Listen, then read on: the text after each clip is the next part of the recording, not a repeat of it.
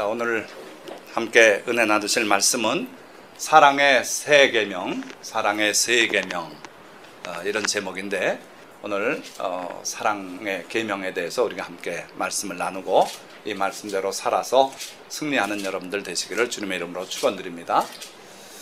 요한복음, 여러분들 우리가 4개 복음서를 가지고 있는데 그 중에 마태, 마가, 누가복음은 공관복음서라 그랬고 요한복음은 제4복음서라고 이렇게 일컫습니다. 왜 그런가 보면은 3개 복음서는 대충 일치되는 내용을 소개하고 있고 요한복음은 그 3개 복음서가 생략한 그러나 아주 세부적으로 새로운 내용들을 많이 우리에게 소개하고 있어요. 그래서 요한복음은 참 특이한 복음서다. 그리고 또 영적 복음서고 사랑의 복음서예요. 다른 어떤 제자도 하지 못했던 일들을 바로 요한 사도는 했어요. 뭐냐면은 마지막 날 주님과 함께 만찬을 나눌 때 유대인들의 관습은 반쯤 누워서 식사를 한다 그랬죠.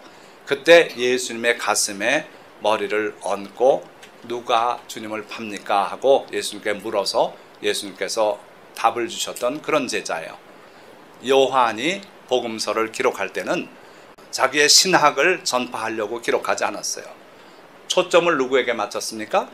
바로 이 책을 읽게 될 여러분들을 위해서라고 이렇게 기록하고 있어요. 이게 바로 사랑입니다. 사랑은 내가 중심이 되는 것이 아니고 상대방을 위해서 나를 내려놓는 것이고 나를 주는 것이고 그렇게 하는 거예요. 그래서 요한복음은 사랑이란 단어 수만 봐도 엄청난 사랑의 복음서라는 걸 알 수 있지만 기록한 목적이 바로 사랑의 근거에서 기록했어요. 이 복음을 접하게 될 여러분들이 영생 얻기 위해서 내가 이것을 기록했다 하는 거예요. 그래서 우리가 흔히 사랑의 사도라고 부릅니다. 그러니까 사랑을 강조한 사도가 바로 요한 사도인데, 자, 우리가 잘 아는 하나님이 세상을 이처럼 사랑하사 독생자를 주셨으니 이는 누구든지 저를 믿는 자마다 멸망치 않고 영생을 얻게 하려 하심이라. 이 성경 전체의 한 구절을 뽑아내라 하면 이 구절을 뽑는다 그러지 않습니까? 그 구절이 바로 요한 사도가 쓴 요한복음 3장 16절 말씀이에요. 또 새 계명을 너희에게 주노니 서로 사랑하라. 오늘 주제가 되는 이 구절도 역시 요한복음 13장 34절의 말씀이에요. 하나님은 사랑이시라 요한 사도가 정의 내린 겁니다. 다른 어떤 성경에도 이런 정의가 없어요. 그 내용은 그렇지만 하나님은 사랑이시다 하고 정의를 딱 내려버린 그 말씀이 요한 서신에 2번이나 등장해요. 하나님은 사랑이시라고. 물론 하나님은 빛이시라고도 정의 내리고요. 하나님은 말씀이라고도 돼 있고 한데 어쨌든 하나님의 사랑을 정의 내린 서신이 또 요한 서신이고, 사랑은 여기에 있으니 우리가 그를 먼저 사랑한 것이 아니고 그가 우리를 사랑해서 그 독생자를 우리의 죄를 위해서 내주셨다고, 그런 내용이 또 요한서신에 나와 있어요. 자, 그런데 사랑의 세 계명 중에 첫 번째, 두 번째 계명에 관해서는 사도 요한은 기록을 안 했어요. 다른 3개 복음서가 오늘 동일하게 이 사건을 기록하고 있습니다. 자, 어떤 사건입니까? 서기관 중 한 사람이 그들이 변론하는 것을 듣고 예수께서 잘 대답하신 줄을 알고 나와 묻되 모든 계명 중에 첫째가 무엇입니까? 성경에 수많은 하나님의 계명들이 있는데 그 중에 첫째 계명이 뭡니까? 하고 주님께 여쭸어요. 자, 거기에 대해서 예수님께서 뭐라 그랬습니까? 예수께서 대답하시되 첫째는 이것이니 이스라엘아 들으라. 주 곧 우리 하나님은 유일한 주시라. 내 마음을 다하고 목숨을 다하고 뜻을 다하고 힘을 다하여 주 너의 하나님을 사랑하라 하신 것이 바로 첫째 계명이라는 거예요. 이 계명은 신명기에 그대로 있는 내용입니다. 다만 신명기는 히브리어로 기록됐고 이것은 헬라어로, 신약성경은 헬라어로 기록됐기 때문에 언어가 바뀌면서 여호와라고 하는 그 명칭이 주라고 바뀌었어요. 그래서 원어에는 이스라엘아 들어라, 여기 들어라 하는 것은 샤마 이스라엘 하는 건데 그냥 듣는 게 아니라 듣고 실천하라는 두 가지 의미가 담긴 단어라 그랬습니다. 그러니까 이스라엘아 잘 듣고 실천하거라. 여호와 곧 우리 하나님은 유일한 여호와시다. 우리 하나님은 유일한 하나님이시고 다른 신이란 건 아예 없다. 그러니까 내 마음을 다하고 목숨을 다하고 뜻을 다하고 힘을 다하여 주 너의 하나님을 사랑하라. 이 계명이 첫째 가는 계명이다 이거예요. 그 외에 뭐 다른 많은 계명이 있지만 이 계명이 가장 큰 계명이다. 그래서 신명기에는 많이 사랑을 얘기했는데 이 관점에서 사랑을 얘기해요. 하나님을 사랑해라. 주 너의 하나님을 사랑해라. 이렇게 거듭 말하고 있어요. 예수님도 바로 이 계명을 실천하기 위해서 자기 목숨까지 바쳐가면서 하나님의 뜻에 순종했어요. 내 뜻대로 마시고 아버지의 뜻대로 하옵소서 하고 마지막 기도를 드리고 그러고 십자가의 죽음을 향해 나갔던 거 아닙니까? 자기 목숨을 다해서 하나님을 사랑하라는 그 계명을 주님은 몸소 실천하신 분이에요. 여기 잘 보면 신명기 계명에는 3번이 나옵니다. 내 마음을 다하고 목숨을 다하고 힘을 다해서 뜻을 다해서 이게 같은 얘기예요. 근데 마가복음에서 이제 둘로 이렇게 벌려져 있습니다만은 내용은 다 같은 겁니다. 여기서 우리가 놓치기 쉬운 것은 다하라는 거예요. 다하고 다하고 다하고 다하여 이렇게 돼 있어요. 다시 말씀드립니다. 우리가 하나님을 사랑할 때 나뉘어서는 안 돼요. 반쯤 마음이 여기 와 있고 반은 집에 가 있습니다. 예배 시간 중에 반은 예배 중에 있고 반은 오늘 오후에 할 스케줄에 마음이 가 있어요. 그러면 그게 하나님을 사랑하는 게 못 된다는 거예요.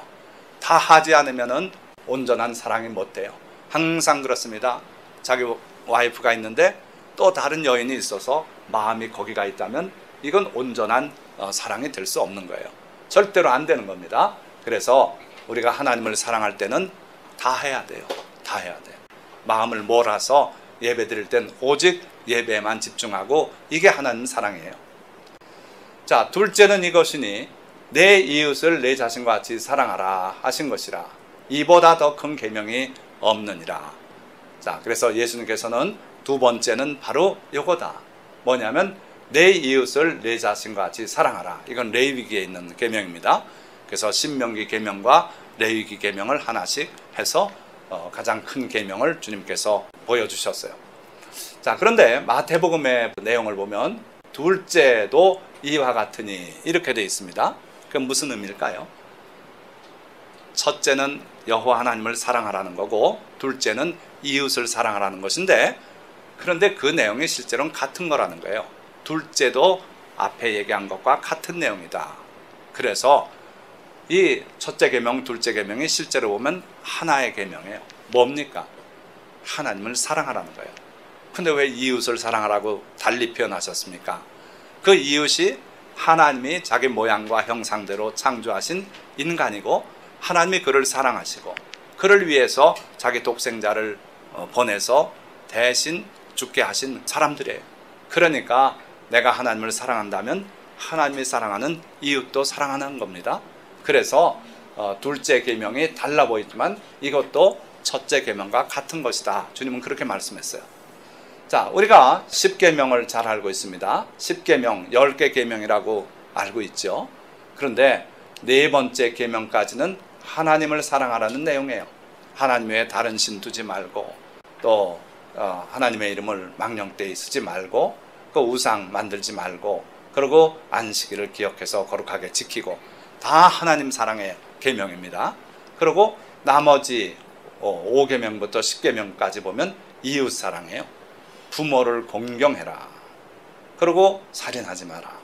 그리고 간음하지 말고 도둑질하지 말고 거짓말하지 말고 탐내지 말고 이게 이웃 사랑의 구체적인 내용이에요.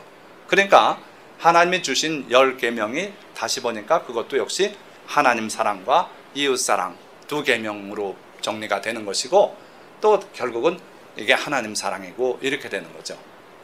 자, 그래서 첫째 계명과 둘째 계명은 실제로 하나의 계명이다. 기억하시면 됩니다. 자, 그러면 이제 셋째 계명, 제가 제목을 그렇게 잡지 않았어요? 사랑의 세 계명 했으니까 세 번째 사랑의 계명이 나와야 되는데, 자, 이 계명은 새 계명이에요. 예수님께서 분명히 그렇게 말씀했어요.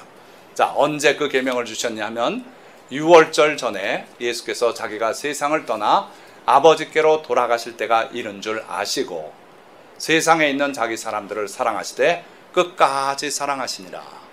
이 말씀을 하시고 그러고 마지막 밤 만찬을 진행하는 그 장면, 발 씻어주는 장면, 이런 걸 소개하시고 그러고 이어서 사랑에 대해서 세 번째 계명을 주시는 걸로 되어 있어요. 자, 여기서 자기 사람들을 사랑하시되 끝까지 사랑하시니라. 오늘 이거하고 뒤 계명이 연결되기 때문에 기억하시기 바랍니다. 그 계명은 상당히 제한적인 계명이에요. 그러니까 예수님께서 누굴 사랑했다고요? 물론 온 세상을 사랑해서 그들을 위해서 자기 아들을 주셨어요. 그러나 조금 더 구체적으로 보면은 예수님께서는 자기 사람들을 특별히 더 사랑하셨어요. 그래서 자기 사람들을 사랑하시되 끝까지 사랑하시니라. 예수님께서 사랑하신 내용을 한번 보시기 바랍니다. 예수께서 처음에 초기에요. 병자들을 고치기 시작하는데 나병 환자가 한 사람 과감하게 예수님께 나왔어요. 원래는 예수님께 나올 수가 없는 사람입니다. 나병 환자는 하나님의 법에 의하면 입술을 이렇게 깨물고 사람들이 가까이 오지 못하게 부정하다, 부정하다, 나는 부정하다고 오지 말라고 소리쳐서 사람들이 접근을 하지 못하도록 해야 되는 그런 병이에요. 근데 그 사람이 예수님께 다가왔어요. 그러고 예수님 앞에 무릎 꿇고 원하시면 저를 깨끗하게 하실 수 있습니다 하고 간접적으로 자기를 치료해달라고 부탁하는 거예요. 예수님께서 그 구약의 율법대로 하면 왜 접근하냐, 떨어져라, 이렇게 말씀하실 수 있어요. 그런데 예수님께서 어떻게 하셨습니까? 불쌍히 여기사 손을 대며 말씀하시기를 내가 원하노니 깨끗함을 받아라. 그 문둥병 환소에 손을 얹고 내가 원한다고 그렇게 선언하시고 손을 얹고 고치셨어요. 이게 예수님의 사랑이에요. 예수님께서 사랑을 많이 교훈하셨다 그럽시다. 그래도 이 나병 환자를 부딪혔을 때 물러나라고 하셨다면 그 예수님의 사랑은 위선적인 사랑일 수밖에 없는 거예요. 여러분들 여기 종이 있는데 이 종은 흔들기 전엔 종으로서의 의미가 없습니다. 영어로 하면 A bell is not a bell until you ring it. 여러분들이 그걸 소리내서 흔들기 전엔 이 벨은 벨이 아니다. 의미가 없다는 거예요. A song is not a song until you sing it. 노래는 여러분들이 그 노래를 부르기 전에는 노래가 아니라는 거예요. 악보에 불과해요. 그렇지 않습니까? 여기 찬송가가 있고 성경이 있고 있는데 이거 있으면 뭐 합니까? 그냥 책에 불과해요. 그러나 읽고 찬송가는 우리가 부르고 할 때 그게 의미를 갖는 거예요. 자, 마찬가지로 예수님도 많이 사랑을 말씀하셨더라도 그가 실천하지 않았으면 그 사랑은 위선적이고 사랑이 아니라는 거예요. 그런데 예수님은 매번 불쌍히 여기셨고 그러고 실천하셨어요. 마지막에 뭐까지 했습니까? 제자들의 발까지 씻겼어요. 베드로가 사양할 때 내가 네 발을 씻기지 못하면 너는 나와 상관이 없다, 이렇게 말씀하면서 그 12 사도들의 발을 다 씻겼어요. 그게 바로 사랑인 거예요. 사랑은 실천으로 나타날 때 사랑인데 예수님은 실제로 우리를 사랑하셨어요. 한 번은 예수님께서 제자들을 파송해서 복음 전파하고 돌아오게 했는데 돌아와서 막 신나서 보고합니다. 그때 예수님께서 잠시 우리가 한가한 곳으로 가서 쉬도록 하자 그랬는데 배를 타고 사람이 없는 곳으로 갔는데 웬걸요? 사람들이 또 뛰고 걷고 해서 예수님 배 대기 전에 거기에 와 진을 치고 있는 거예요. 그때 예수님께서 그 큰 무리를 보시고 불쌍히 여기사 그들에게 가르치기 시작했다 그랬어요. 예수님은 그들이 목자 없는 양과 같이 예수님을 향해서 천국의 말씀을 듣기 위해서 몰려올 때 그거 보고 신나서 야, 드디어 내가 성공했구나, 내가 복음 전파하니까 이렇게 몰려오는구나, 아 신난다, 이런 감정을 갖지 않으셨어요. 불쌍히 여겼어요. 목자 없는 양같이 하나님의 말씀에 갈해서 그래서 몰려오는 그들을 보고 예수님은 불쌍히 여겼어요. 이게 예수님의 사랑이에요. 예수는 언제든지 우리를 보시고 사랑이 동인이 돼서 움직이신 그런 분이에요. 심지어 가룟 유다가 마지막 이날 밤 예수님 앞에 가식을 떨면서 그러고 결국 예수님을 배신하고 나가지 않습니까? 그 사건을 놓고 예수님께서는 가룟 유다로 인하여 매우 마음이 흔들리신 걸 요한복음은 3차례인가 기록하고 있어요. 그 가룟 유다가 회개할 기회를 예수님께서 자꾸 주십니다. 가룟 유다만 알아들을 수 있게 얘기해요. 그러고 그 말씀하시는데 가룟 유다가 끝내 그걸 안 받아들여요. 그래서 주님께서 가룟 유다 때문에 마음이 흔들리시고 매우 번민하셨어요. 그리고 마지막에 결국 가룟 유다가 나간 다음에 오늘 이 계명을 주시는 거예요. 자, 주님은 우리를 사랑하셨어요. 끝까지 사랑하셨어요. 그리고 오늘 계명을 주십니다. 새 계명을 너희에게 주노니 서로 사랑하라. 내가 너희를 사랑한 것 같이 너희도 서로 사랑하라. 너희가 서로 사랑하면 이로써 모든 사람이 너희가 내 제자인 줄 알리라. 자, 잘 보십시오. 새 계명이라고 말씀하지 않았습니까? 도대체 뭐가 새 계명입니까? 신학적으로도 이게 연구거리가 돼요. 구약에 하나님 사랑의 계명 주셨고 이웃 사랑하라고 주셨잖아요. 그것도 이웃 사랑 대충이 아니라 내 자신을 내가 사랑하는 것만큼 이웃을 사랑하라고 아주 철저한 계명을 주셨어요. 근데 예수님께서 서로 사랑하라 한 이 계명이 뭐가 새 계명입니까? 어떤 내용이 새 계명입니까? 어떻게 생각하세요? 이게 신학적인 과제예요. 그래서요, 저도 깊이 생각해 봤어요. 예수님께서 서로 사랑하라고 한 것이 이웃사랑 계명과 뭐가 그렇게 다른가? 왜 이걸 예수님은 새 계명이라고 말씀하셨는가? 여기에 있다고 봐요. 내가 너희를 사랑한 것 같이 너희도 서로 사랑하라. 이전의 사랑은 스탠다드가 없어요. 그냥 자발적으로 사랑하는 거예요. 그런데 예수님께서 새 계명을 주실 때는 스탠다드를 자기 자신을 제시하셨어요. 내가 너희를 사랑한 것 같이 너희도 서로 사랑해라. 이 순간이 어느 순간입니까? 바로 발을 씻고 그리고 가룟 유다가 물러나가고 그리고 남은 11 사도를 놓고 하시는 말씀이에요. 그러면서 또 한 가지가 있다면 너희도 서로 사랑하라. 너희도. 아주 제한적인 사람을 상대로 말씀하는 거예요. 이전에 자기를 따르던 많은 무리들은 이제는 각각 제 곳으로 갔어요. 심지어 예수님께서 내 살을 먹고 내 피를 마시지 않으면 생명이 없다 말할 때 그들이 다 예수님 미쳤다고 버리고 갔어요. 예수님과 함께 생활을 같이 했던 제자들 중에도 많이 떠났다 그랬어요. 하다못해 예수님께서 12 사도를 향해서 너희도 가려느냐고 질문을 던졌어요. 그때 베드로가 주여 영생의 말씀이 주께 있사온데 우리가 누구에게 가오리까 하고 남았습니다. 그러니까 마지막 예수님께서 십자가를 지시는 그 순간에 많지 않은 제자들이 남은 거예요. 12 사도하고 몇 명이 더 있었을 겁니다. 그 소수의 사람들을 향해서 너희도 서로 사랑하라고 주님께서 계명을 주고 계신 거예요. 자, 이 계명은 어떻게 보면 닫힌 계명이에요. 모든 인류에게 하나님 사랑하라, 이웃 사랑하라 주신 계명과는 좀 달라요. 이 계명은 누구에게 주신 거라고요? 제자. 제자가 누굽니까? 제자는 무리와는 달라요. 무리는 마음대로 자기 스케줄에 따라서 예수님께서 오늘 갈릴리 베세다에서 설교하신다 그러면 갈 사람 가고 안 갈 사람 안 가요. 그게 무리입니다. 그리고 예수님께서 이상한 말씀하면 예수님 아무래도 이상해 하고서 예수님과 등지고 떠날 수 있는 사람들은 무리예요. 그럼 제자는 누굽니까? 제자는 예수님과 함께 기거했어요. 예수님께서 갈릴리에서 가르치시면 거기서 같이 밥 얻어 먹고 예수님 말씀 배우고 했습니다. 예수님께서 예루살렘 가자 하면 거기까지 따라오는 게 제자예요. 그 중에 특별히 12 제자는 주님께서 자기의 증인으로 선택해 세운 사람이고, 그런데 오늘 말씀 보니까 그 제자들을 향해서 하시는 말씀이에요.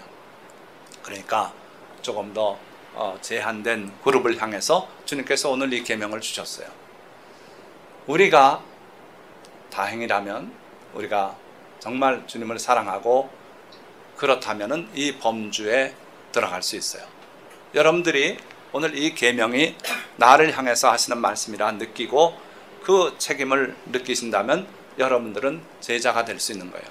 그렇지 않고 그것까지는 못하겠습니다 한다면 여러분들은 제자가 아닌 겁니다. 제자가 아니라도 구원받아요. 그러나 내가 참 주님을 사랑하고 주님의 제자로 살고 싶다 한다면 오늘 이 말씀이 여러분들에게 부담으로 다가와야 돼요. 예수님께서 우리를 어떻게 사랑하셨는가 한번 되짚어 보십시오. 하나님과 함께 기쁨을 누렸던 그분이 하늘의 영광을 다 내려놓고 이 땅에 오셨어요. 그게 바로 예수님의 사랑이에요. 거기에서부터 출발해야 돼요.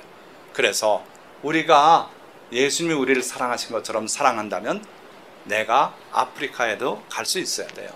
저기 캄보디아도 갈 수 있어야 됩니다. 어쩌면은 이슬람 지역에 가서 목이 잘리더라도 갈 수 있어야 돼요. 이게 예수님께서 우리를 사랑하신 것 같이 너희도 서로 사랑하라는 그 말씀이에요. 어떻습니까? 이제 좀 부담스럽지 않으세요? 그런 겁니다.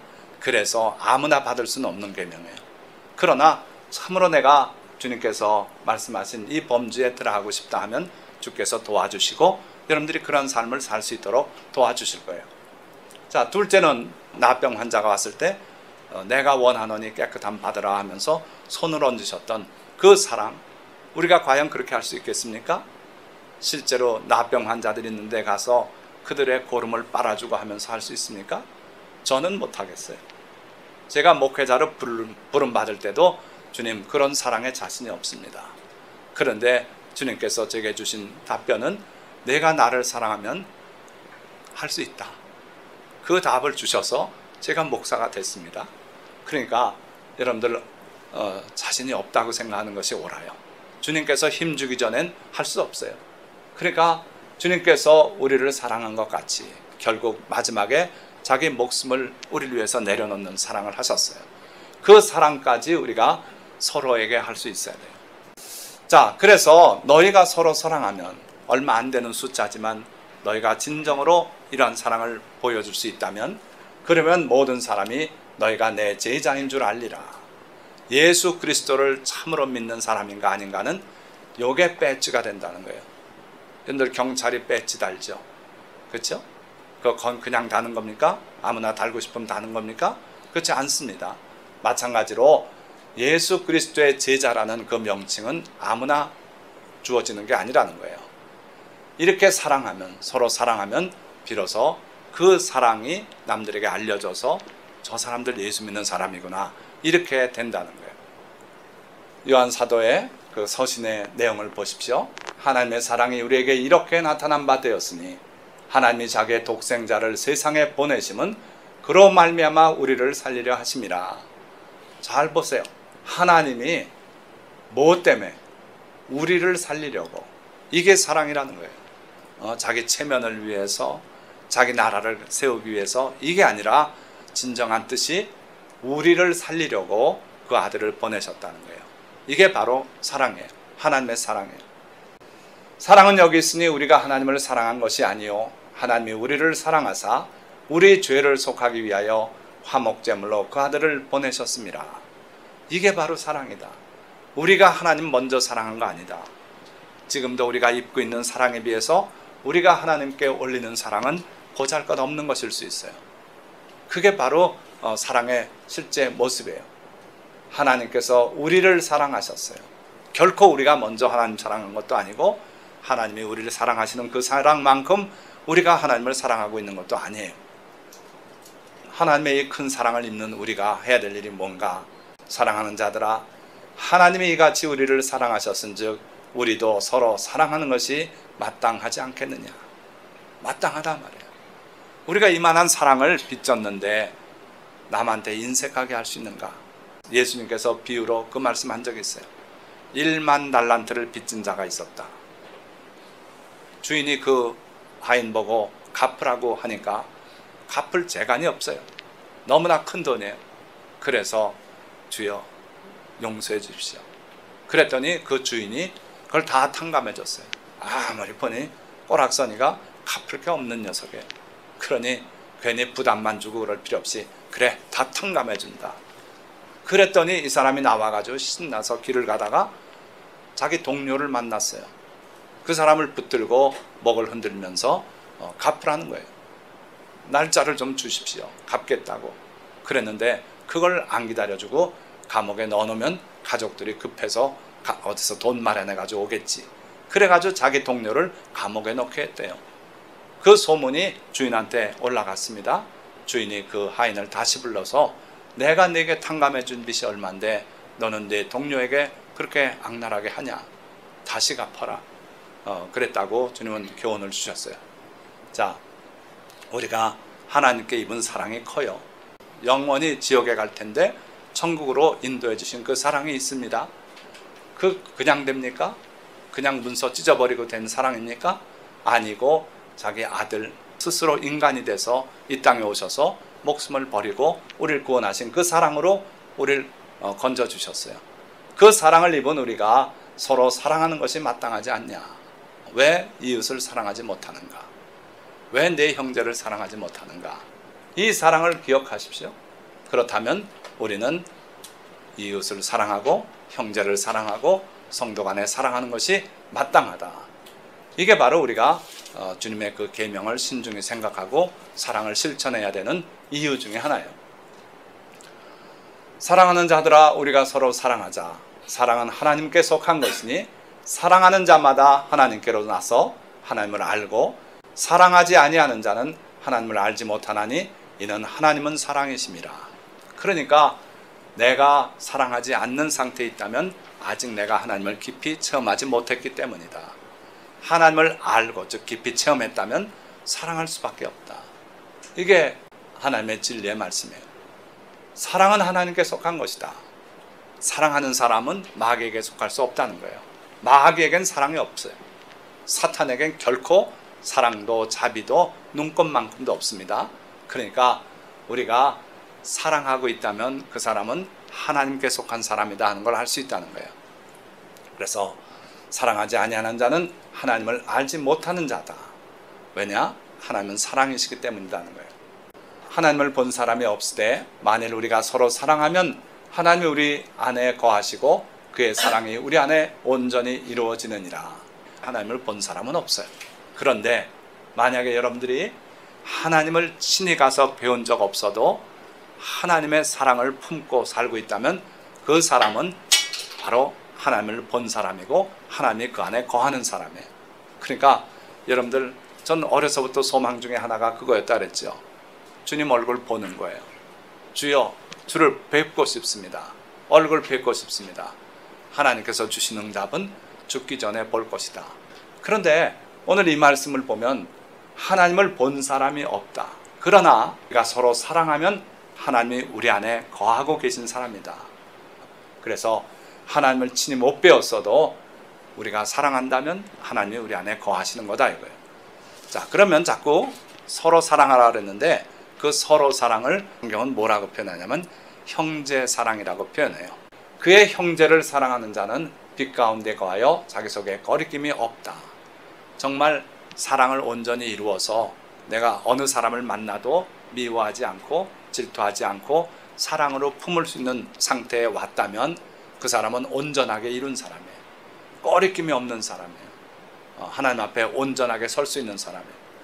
그러나 누구든지 하나님을 사랑하노라 하고 그 형제를 미워하면 이는 거짓말하는 자니 보는 바 그 형제를 사랑하지 아니하는 자는 보지 못하는 바 하나님을 사랑할 수 없느니라. 내가 누구라도 미워하는 사람이 있다면 그 아직은 온전하게 사랑을 이루지 못했다는 겁니다. 내가 누구를 미워하고 그 사람 때문에 상처 입어서 그 상처가 아직도 아리고 하다면 아직 완성이 덜 됐어요. 계속 그 미움을 키워나간다면 그는 거짓말장이에요.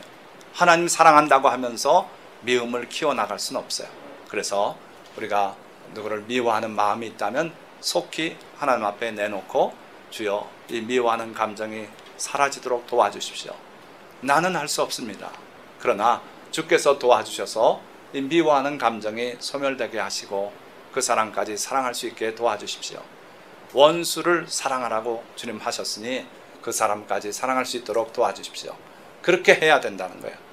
그렇게 안 하고 미움을 키워가고 이쪽은 사랑하고 이쪽은 미워하고 담싸놓고 이렇게 갈라놓으면 안 된다는 거예요. 다 사랑할 수 있도록 노력하라는 거예요. 너희가 나를 사랑하면 나의 계명들을 지켜라. 요거 한번 찾아보세요. 요한복음 14장 15절 성경 펼쳐서 찾아보세요. 누가 한번 크게 읽어주세요. 14장 15절. 너희가 나를 사랑하면 나의 계명을 지키리라. 네, 됐습니다. 계명을 지키리라 이렇게 돼 있죠. 근데 이건 원어를 왜 이렇게 실수를 범하는지 모르겠어요. 우리 말로서는 복수를 잘 표현 안 하니까 그건 양해합시다. 근데 원어는 엔톨라스, 계명들, 복수로 돼 있어요. 그렇게 돼 있고 지키리라, 미래형으로 지킬 것이다가 아니라 명령형이에요. 지켜라 이렇게 돼 있어요. 영어 성경은 분명히 돼 있습니다. 근데 왜 우리말로는 그렇게 돼 있는지 모르겠어요. 전혀 의미가 다른 겁니다. 자, 보세요. 너희가 나를 사랑하면 나의 계명을 지키리라. 저절로 그렇게 된다는 거죠. 근데 그게 아니고 나를 너희가 사랑하고 있는 거 내가 안다. 근데 왜 내 계명을 못 지키고 있느냐 하는 뜻이에요. 그러니까 너희가 나를 사랑하고 있는 거 내가 안다. 그러니 내 계명을 지키거라. 이웃을 사랑하거라. 서로 사랑하거라. 이런 뜻이에요. 근데 여기에 나의 계명들이라고 했죠.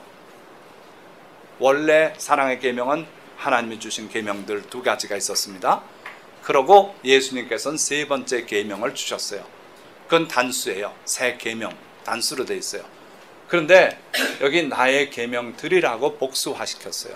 왜 그렇습니까? 이전의 계명들까지 다 결국 예수 그리스도의 계명이에요. 예수님은 하나님 아버지의 아들이시고 나와 아버지는 하나이니라 그랬어요.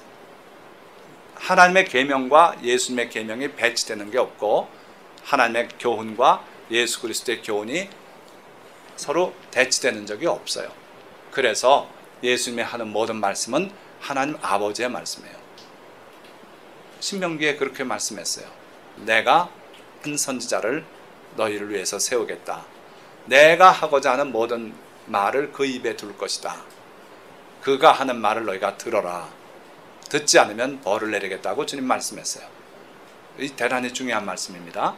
예수님께서 우리에게 전하신 모든 말씀은 하나님 말씀이에요. 그래서 예수님께서 새 계명, 세 번째 계명을 추가하셨지만 예수님은 나의 계명들이라고 하나님의 계명을 함께 포함해서 얘기하는 거예요.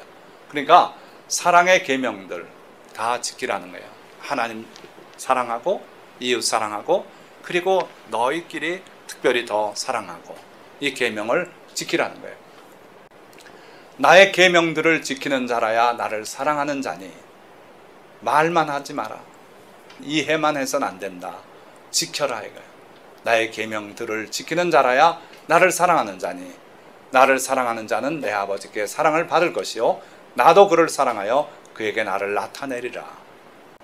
맺습니다.